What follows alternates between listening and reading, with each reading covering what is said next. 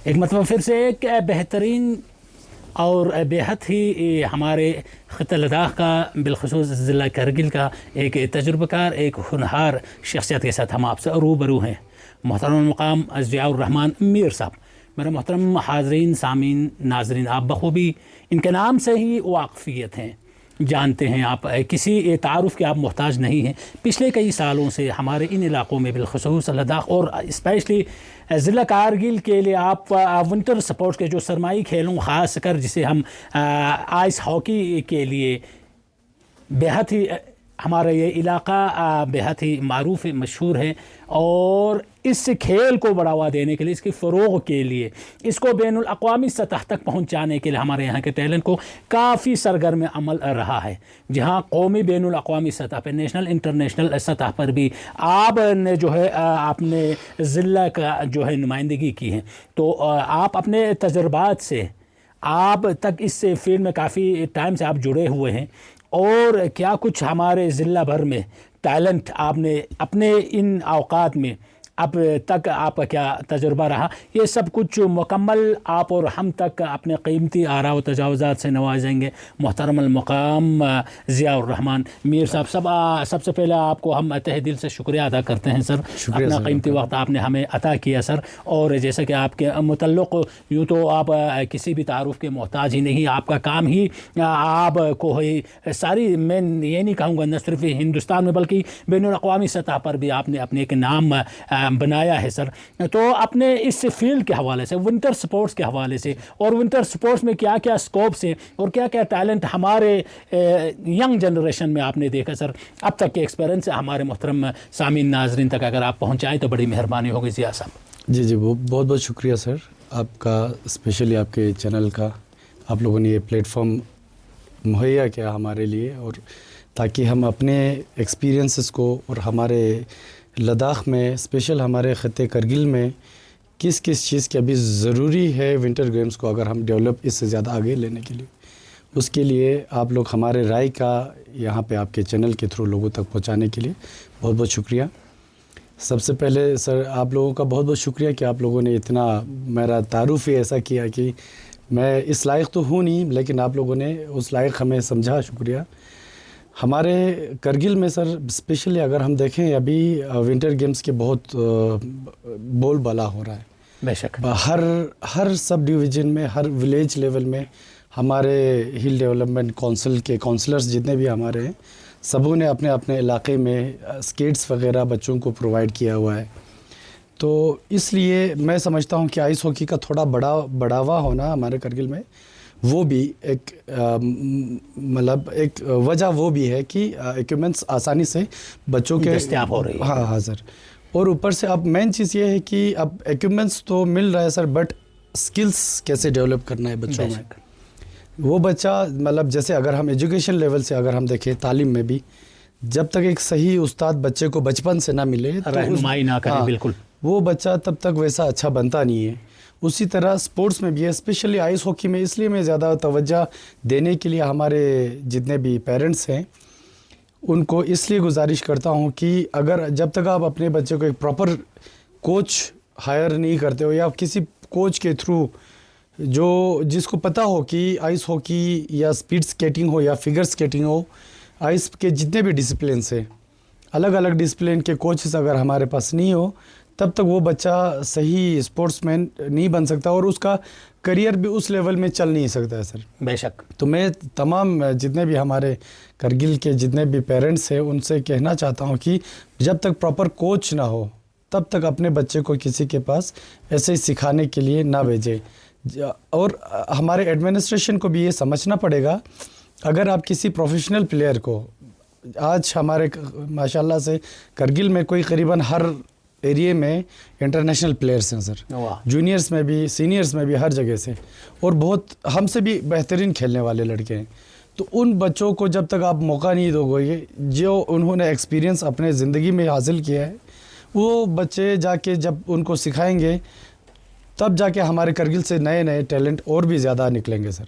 और मैं ये नहीं समझता कि, मैं ये समझता हूँ कि हमारे करगिल में बच्चों में पोटेंशियल बहुत ज़्यादा है, बट सही प्लेटफॉर्म अभी तक मिला नहीं है। अगर हम उनको प्रॉपर कोचिंग दे के भेजें तो ये वो दिन दूर नहीं है कि इंडिया ओलंपिक में गोल्ड मेडल ले सकता है, और उसमें हमारे बच्चों का बड़ा योगदान रहेगा। मतलब बेशक बेहतरीन रोल होगा। हाँ जी सर।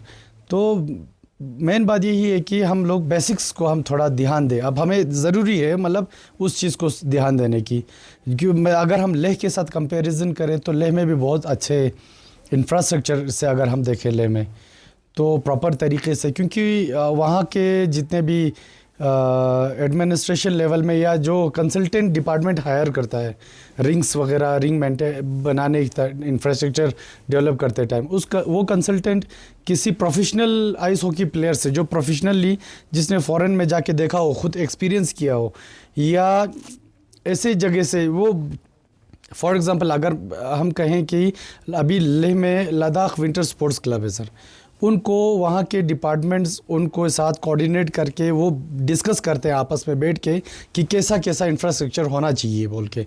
वो चीज़ हमारे करगिल में थोड़ी कमी है, बट कि लेकिन मैं ये नहीं कहता कि गलत किया इन्होंने बोल के। अब ये लेक ऑफ इंफॉर्मेशन है या लेक ऑफ हम एक्सपीरियंस वही है सर।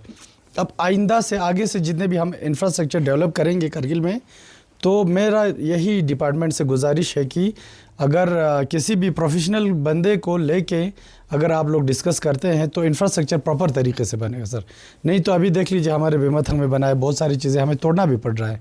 वो इसलिए क्योंकि हम लोगों ने पहले सोचा नहीं है इन सारी चीज़ों के बारे में, और प्रॉपर किसी से पूछा भी नहीं है। तो यही मैं कहना चाहता हूँ सर कि देखिए खेल तो हर कोई खेलता है, लेकिन खेल को एक बढ़ावा देना और सिर्फ खेलने में फ़र्क है सर बहुत। जी हाँ, खेल को खेल तक महदूद ना रखते। हाँ जी सर। अभी हमारे यहाँ पे और भी बहुत सारी दिक्कतें परेशानियाँ खेल कूद में हर साइड में होता है सर, लेकिन उस चीज़ को हम लोग कैसे टैकल करना है उस चीज़ के बारे में प्रॉपर एक एसोसिएशन हमारा बनना चाहिए, जो कि हम लोग कोशिश कर रहे हैं। लेकिन अब अलग अलग आइडियाज़ के लोग होते हैं, हर एक आइडिया एक जगह पे आके मिलता कभी नहीं है।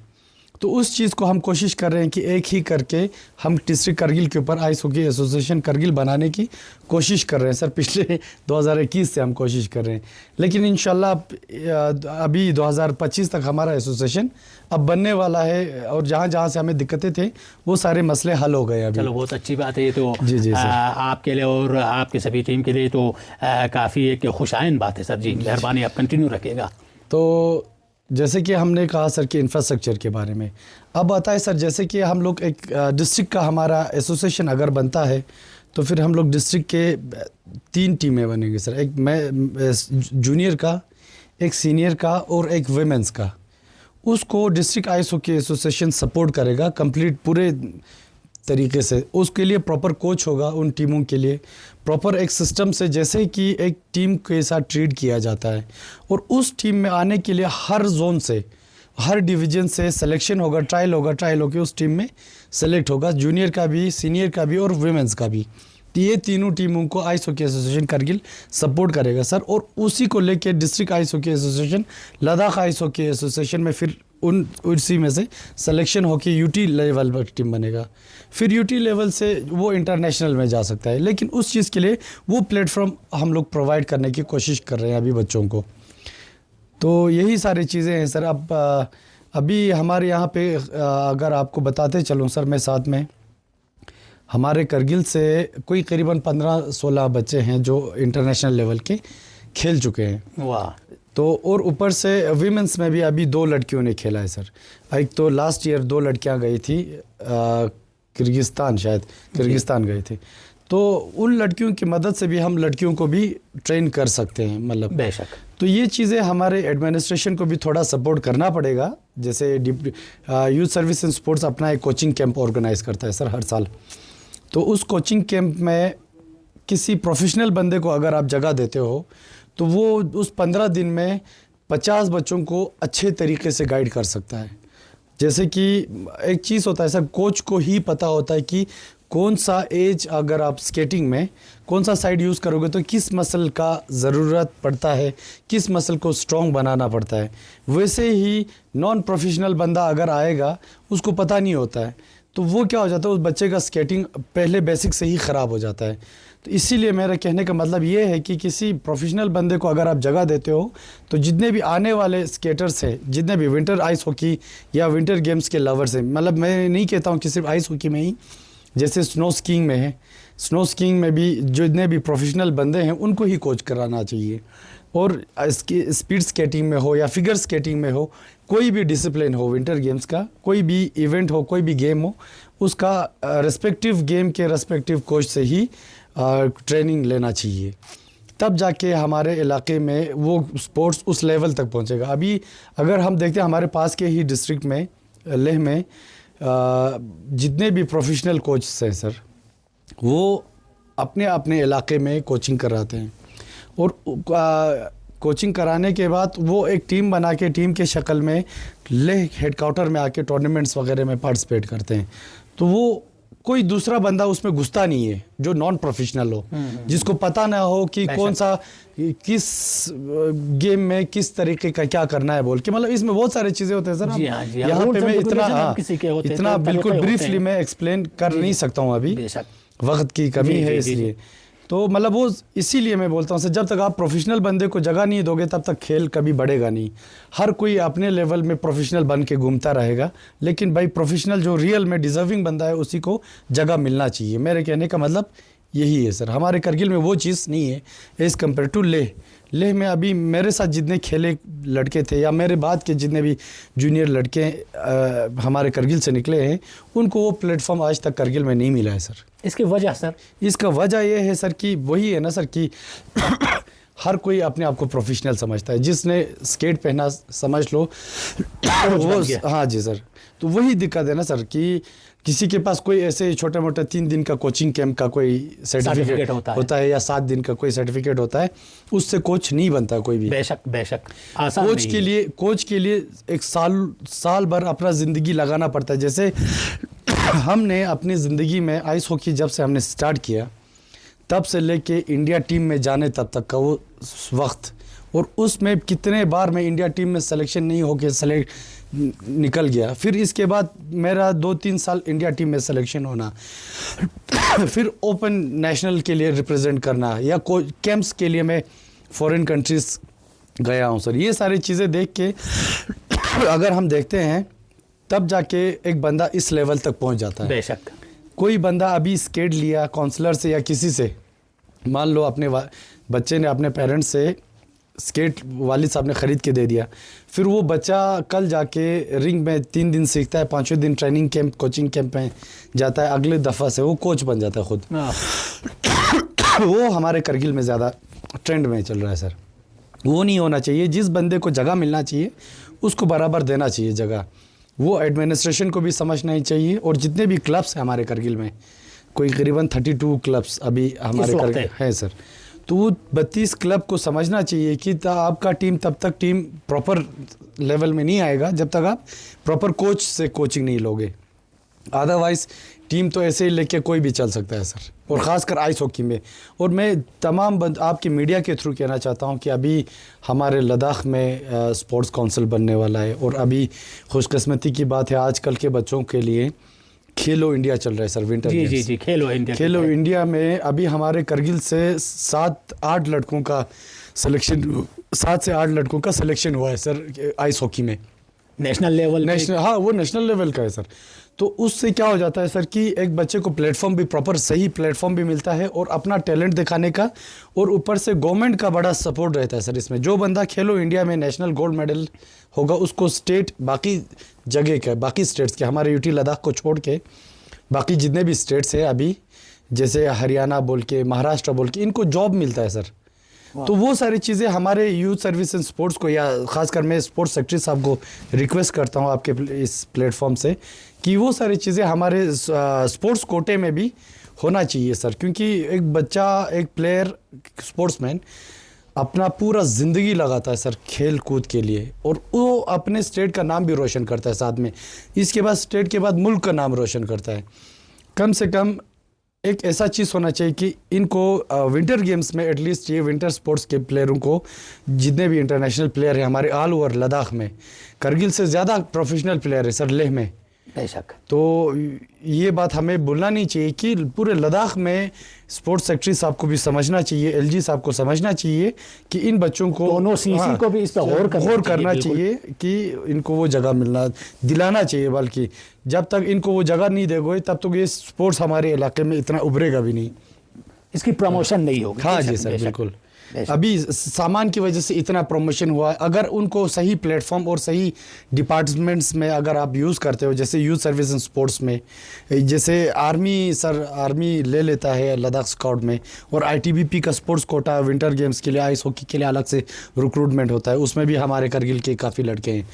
तो इस तरह प्लेटफॉर्म अगर हमारे सिविल डिपार्टमेंट्स में भी मिलता है लड़कों को, और या जितने भी आइस हॉकी प्लेयर्स हैं, खासकर विंटर गेम्स में हमारे यहाँ पे ज़्यादातर आइस हॉकी है, आइस हॉकी का, तो इसलिए मैं आइस हॉकी को लेके बोल रहा हूँ कि अगर इनको मिलता है तो फिर कल को हमारे आने वाले जितने भी बच्चे हैं उनको भी एक मकसद बन जाता है सर, करियर उसका भी सिक्योर रहता है। अदरवाइज देखिए, मैंने कोई करीबन 10-11 साल आइस हॉकी में अपना लगा दिया पूरा। अब अभी मुझे मतलब संभालने में थोड़ा दिक्कत है, ये रियलिटी है, बिल्कुल हो जाता है, क्योंकि मैंने अपना ज़िंदगी का आधा से ज़्यादा हिस्सा इसी में सर्व कर दिया है सर, विंटर गेम्स में। बस सिर्फ मैं यही सोचता हूँ सर कि आने वाले बच्चों के लिए कुछ रास्ता बने, हमारे लिए ना भी बन गए, आने वाले बच्चों के लिए कुछ बने, ताकि उनका लाइफ तो कम से कम एक अच्छे जगह पे पहुँच जाए, एक सिक्योरिटी उनको मिले। बहुत सारे स्टेट्स में सर इनको बहुत सारी जगह, जैसे अभी क्रिकेट में देखिए सर, वो कोई नॉन ओलंपिक गेम है, बट इंडिया में ऐसी चीज़ है कि क्रिकेट में अगर आप रणजी खेलते हो, अपने स्टेट के लिए खेलते हो, तो आपको सैलरी मिलता है बस। तो वो चीज़ हमारे यहाँ पे नहीं है सर। हमारे यूटी लद्दाख जब से हुआ, हमें लगा था कि अब यूटी हो गया, यूटी में बहुत कुछ मिलेगा स्पोर्ट्स पर्सन को, इवन इवेंट्स का थोड़ा लेवल बढ़ गया, बट प्लेयर्स के लिए कोई फैसिलिटीज़ या कोई प्लेटफॉर्म अभी तक नहीं है सर। तो मेरा तो यही गुजारिश है आपके इस प्लेटफॉर्म से, जो मुझे खुशकिस्मती से आज मौका मिला बोलने का। बहुत बहुत शुक्रिया सर। आपने न सिर्फ आपके लिए बल्कि आने वाले नस्लों तक के लिए आपने बेहतरीन आरा व तजावुज़ात आपने पेश किया सर, और माशाल्लाह आपने अपने कीमती जो है 10-12 साल इसमें सर्फ किया, और जिसके बदौलत आप जैसे होनहार कोच की वजह से जो है आज सैकड़ों की तादाद में वेल टैलेंटेड हमारे प्लेयर से निकले हुए सर। तो आखिर में मैं ज़्यादा आपका कीमती वक्त ज़ाया नहीं करूँगा सर। फ्यूचर को लेकर या जॉब्स को लेकर आपने बात ही किया है, तो एक स्पोर्ट्समैन को ख़ासकर आइस जो विंटर गेम्स जो खेलते हैं जिसमें वो इन्वॉल्व रहता है, उस प्लेयर्स के लिए इन फ्यूचर आप क्या देखते हैं कि क्योंकि आज के दौर में खेलो इंडिया स्कीम के बारे में भी आपने फरमाया, तो एजुकेशन के साथ साथ गेम सपोर्ट्स बेहद लाजमी बन गया है, एक हिस्सा बन चुका है। तो हमारे इन इलाकों में बजाय क्रिकेट के, बजाय दीगर सपोर्ट्स के, अगर हम विंटर सपोर्ट्स को ही ज़्यादा तवज्जो दें, विंटर सपोर्ट्स में हमारे बच्चे ज़्यादा अपना एनर्जी सर्फ करें, तो क्या लगता है सर आने वाले दिनों में क्या इनके लिए अपना जो है जॉब को लेकर, जी हाँ, खासकर इसके सिक्योरिटी के कुछ आपको कुछ अंदेशा नज़र आता है, आप क्या फरमाना चाहेंगे? और साथ ही साथ ये पैगाम उन जो अभी इस फील्ड से जुड़े हैं, नए अभी जो आपने पिछले दिनों कई इलाकों में हमारे बाइसत सीनियर कोच आपने वहाँ पे रिंग्स विंग्स वगैरह में बच्चों को जो है खेलने का आप और आपके साथियों ने जो है हमारे पूरे द्रास एरिया में, हमारे इस शिंगो जोन में और इन इलाकों में कोचिंग का ये कि सिलसिला जारी हुआ है। तो इन सब के लिए क्या ख़ास पैगाम होगा सर आपकी जानिब से? सर मेरा तो, मैं खुद मतलब एक ऐसे मसले से गुजरे हैं हम लोग, बिल्कुल, तो हम चाहते हैं कि हम जितने भी अभी बच्चे हैं वो सारे प्रॉब्लम्स फेस ना करें। इसलिए हमने ये सोचा सर, जितने भी हमारे यहाँ पे अभी ये एलजी कप के बाद हम लोग ये सोच रहे हैं सर कि एक coaching camp department youth service and sports से हम रिक्वेस्ट करेंगे, हमारे डायरेक्टर तौहीद साहब से रिक्वेस्ट करके हम लोग एक कोचिंग कैंप ऑर्गेनाइज़ करेंगे, एक अपने विलेज लेवल का, एक वो हर विलेज में हम लोग 7-7 दिन का कैंप करेंगे, और वहाँ पे हम अपना जितने भी प्रोफेशनल कोच हमारे पास हैं अभी, उन सब को हम लोग डिप्यूट करेंगे सर अपने एरिया में डिप्यूट करके।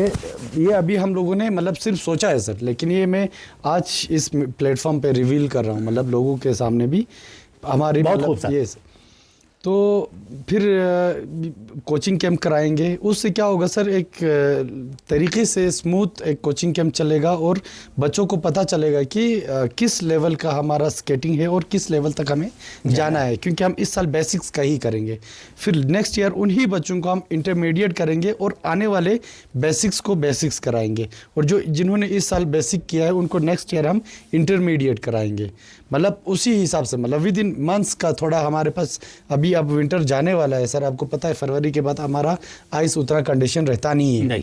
तो जब तक हमारे पास आइस है तब तक हम लोग हो सके तो दो सेशंस भी हम चलाएंगे, अगर department youth service and sports हमारा मदद करता है तो, क्योंकि हम लोग खुद अकेले ये सारी चीज़ें नहीं कर सकते, ये मुमकिन भी नहीं हो सकता। इसलिए ये चीज़ हम करेंगे सर। और इसके बाद हम उसी में से कोशिश करेंगे कि धीरे धीरे लड़कों को बना के लड़कों को यहाँ डिस्ट्रिक्ट लेवल तक, फिर वही मैंने अभी लास्ट टाइम बताया सर।